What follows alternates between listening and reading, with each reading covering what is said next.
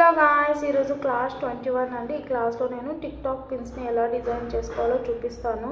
So first OHB sheet తీసుకొని మీకు ఎంత రౌండ్ షేప్ కావాలో అంత గమ్ అంటించుకోండి.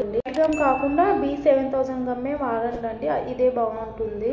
మీరు డైరెక్ట్గా కూడా టిక్ టాక్ పిన్ మీద కుందన్స్ అంటించవచ్చు, బట్ ఈ పద్ధతిలో ఏంటంటే కుందన్స్ ఊడిపోయే ఛాన్సెస్ తక్కువ ఉంటాయి.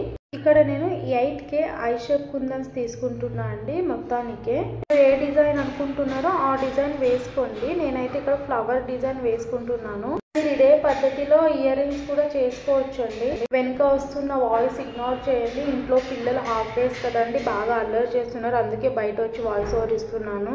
ఇలా ఒక లేయర్ అంటించిన తర్వాత నెక్స్ట్ లేయర్ కోసం B7000 గ్లూ అంటించి దానిపైన కూడా నేను వేరే colour rani pink colour 8K eye shape కుందన్స్ని వాడుతున్నాను. డిజైన్ చేసుకోవడం వల్ల నార్మల్ టిక్ టాక్ పిన్స్ బాగా హైలైట్ అవుతాయి అండ్ చాలా అందంగా కూడా కనిపిస్తాయి. అండ్ మీరు కొత్త టిక్ టాక్ పిన్సే కొనాల్సిన అవసరం లేదు. ఎంతో మన ఇంట్లో పడి ఉంటాయి కదా పాతవి, వాటి మీద కూడా ఈ డిజైన్స్ ట్రై చేయొచ్చు. అండ్ నాకు స్టార్టింగ్లో కుదరలేదండి వీడియో స్పీడ్ పెట్టడం వల్ల.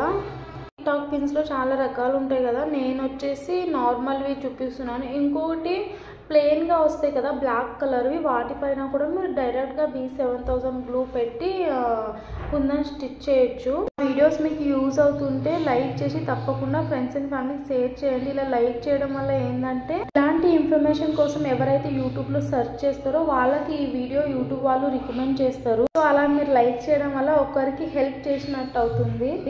అండ్ నాకు ఒక డౌట్ అండి, నా వీడియోస్ ఏ టైంలో అప్లోడ్ చేయాలో నాకు అర్థమవుతలేదు. ఎందుకంటే నా ఫ్రెండ్స్కి ఏ టైం వీలుగా ఉంటుందో వీడియోస్ చూడడానికి. సో మీరు ఏం చేయాలంటే ప్రతి ఒక్కరు కింద ఒక కామెంట్ చేయండి, అక్క మాకు ఈ టైం వీలవుతుంది వీడియోస్ చూడడానికి అని. సో నేను దాన్ని బట్టి ఒక పర్టికులర్ టైంని మెన్షన్ చేస్తాను. ఆ రోజు నుంచి ఇంకా అదే టైంలో అప్లోడ్ చేయడానికి ట్రై చేస్తాను.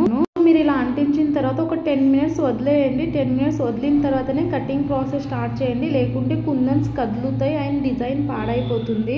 అండ్ నేను చాలామంది అగరబత్తి వాడుతున్నారు కదా అని నేను కూడా ఒకసారి వాడదామని ట్రై చేసిన, బట్ నాకు ఫినిషింగ్ అంత నచ్చలేదండి.